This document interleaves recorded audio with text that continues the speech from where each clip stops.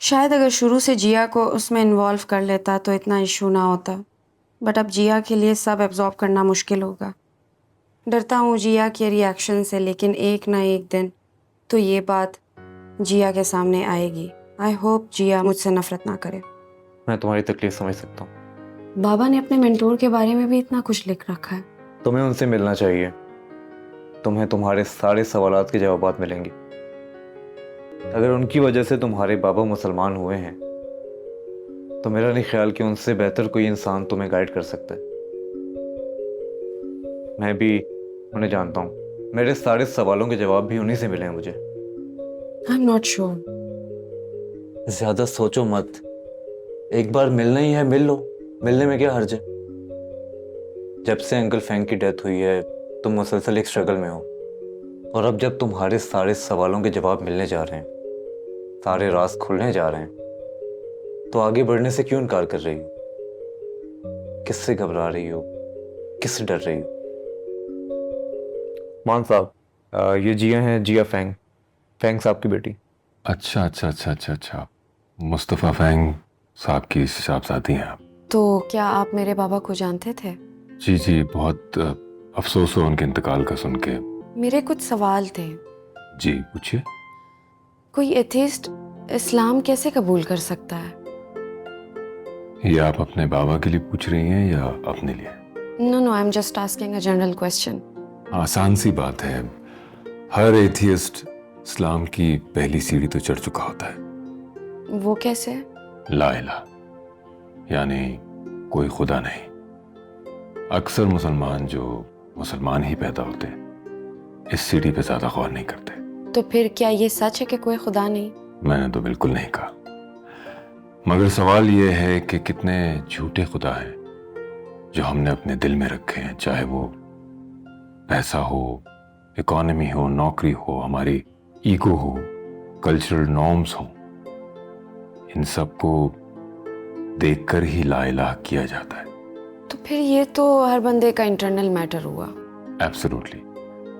ये सफर बाहर का नहीं, अंदर से शुरू किया जाता है। मगर एक ही सवाल है जो मोस्ट इंपॉर्टेंट होता है, जो पूछते पूछते लोग खुदा तक पहुंच जाते हैं। क्या सवाल? कि मैं कौन हूं? कि आप कौन है? नहीं, खुद से ये सवाल करें कि मैं कौन हूं। मैं तो जिया हूं। ये तो आपका नाम है। कुछ चीजें हैं जो आप पजेस करती हैं, जैसे नाम है, जिस्म है, कल्ब है, लेकिन आप कौन है? पता नहीं। तो पता करें, सवाल करें। मेरे बाबा को मुसलमान होने के बावजूद मुसलमानों ने क्यों कत्ल कर दिया? आपको लगता है कि सारे टेररिस्ट मुसलमान हैं? आपके फादर बहुत इंटेलिजेंट थे, और मैंने ये सुना है कि आप भी इंटेलिजेंट हैं। देखें, ये तो पॉलिटिक्स है, इसे इस्लाम से क्या जोड़ना। रिलीजन का नाम यूज किया जाता है पॉलिटिक्स में सिंपल माइंड्स को बेवकूफ बनाने के लिए। Has got nothing to do with Islam. मेरा ख्याल है कि ये तो आप अच्छी तरह जानती हैं। I guess. गुड। तो क्या आपको लगता है कि दुनिया में जितने भी लोग कत्ल होते हैं उनको मुसलमान कत्ल करते हैं? लोग तो कहते हैं कि टेररिज्म हैज नो रिलीजन, तो उससे क्या फर्क पड़ता है? लेकिन सवाल आपका है कि आप इसे कबूल करती हैं, इस पे यकीन करती हैं या नहीं। इससे फर्क पड़ता है, सोचिएगा। By the way, I believe in science, facts and evidences. अगर कोई खुदा है तो मैं कैसे मान लूं कि वो मेरे बाबा के साथ ये सब होने देता? जी, आप सवाल ठीक कर रही हैं, लेकिन आप ये सवाल अल्लाह से क्यों नहीं पूछती?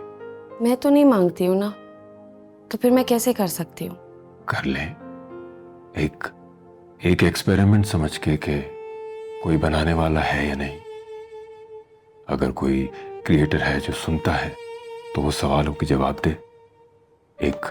एक ओपन माइंड, ओपन हार्ट के साथ एक अननोन हिम्मत करके देखें।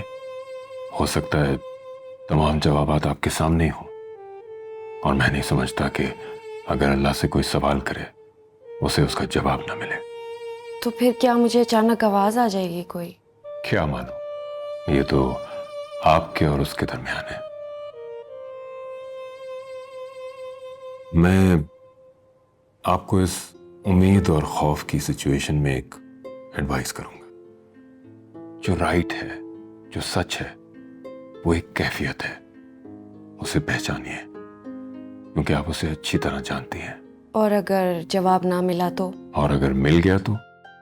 कहते हैं कि ढूंढने से तो खुदा भी मिल जाता है। बात सिर्फ हमारे सवाल की सिंसेरिटी की है, और मैं नहीं समझता कि आपकी ये सिचुएशन बिला वजह है। हिम्मत करें, you'll see। मैंने बाबा से रिलेटेड आपसे कुछ सवाल करने हैं, और आपसे रिलेटेड भी।